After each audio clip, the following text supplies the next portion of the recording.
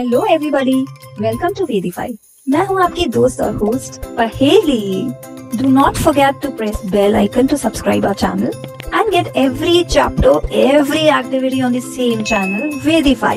So, without any wait, let's start आज का chapter. अगर हमने टेम्परेचर को इंक्रीज किया था और सॉल्यूट मॉलिक्यूल्स का नंबर और बढ़ाया था और अब हमने फिर से सॉल्यूशन को ठंडा किया तो क्या होगा? So now you will see that solute has been precipitated.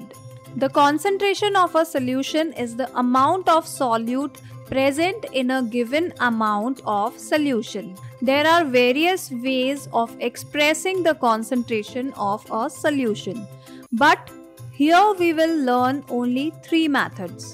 So एक solution की concentration के लिए कुछ rules हम यहाँ पढ़ेंगे.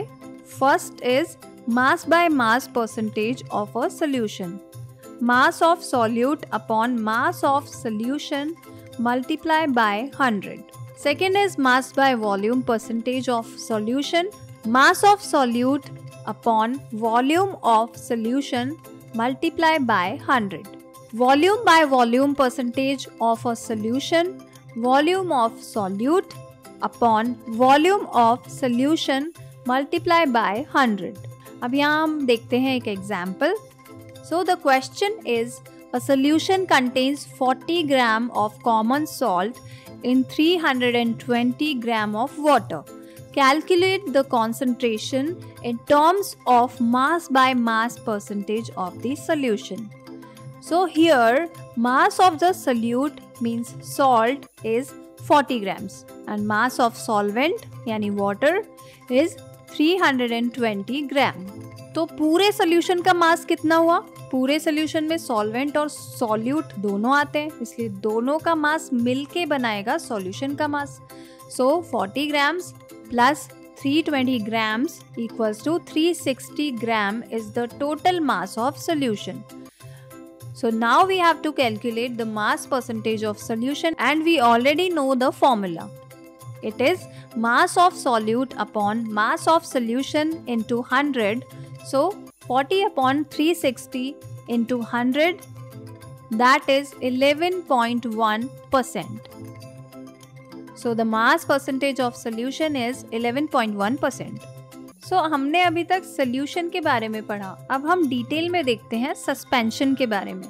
So suspension is the non-homogeneous system in which solids are disposed in liquids are called suspensions. A suspension is a heterogeneous mixture in which the solute particles do not dissolve but remain suspended throughout the bulk of the medium.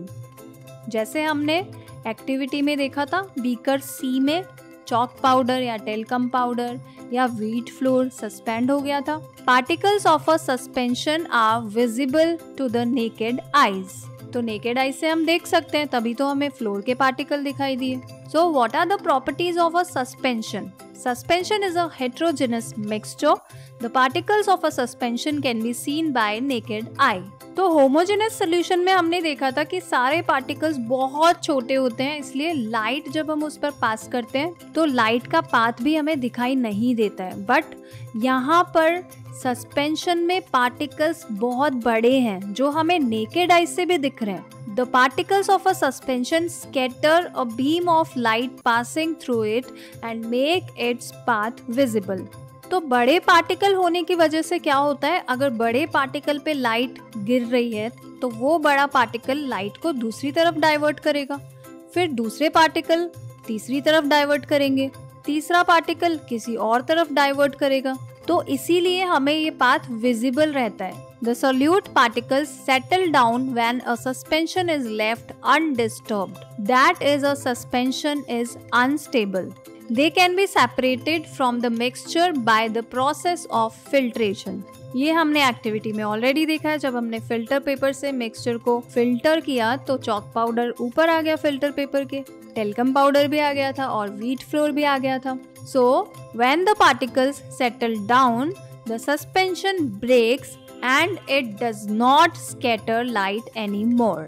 तो जब solute के particles suspended थे तब light का path हमें visible था, but जब particles settle down हो गए तब सॉल्यूशन में पार्टिकल्स है ही नहीं, वो नीचे आ गए पूरे के पूरे। इसलिए लाइट जब हम फिर से पास करेंगे तब हमें लाइट का पाथ विजिबल नहीं होगा, because the suspension breaks at that time and it does not scatter light any more.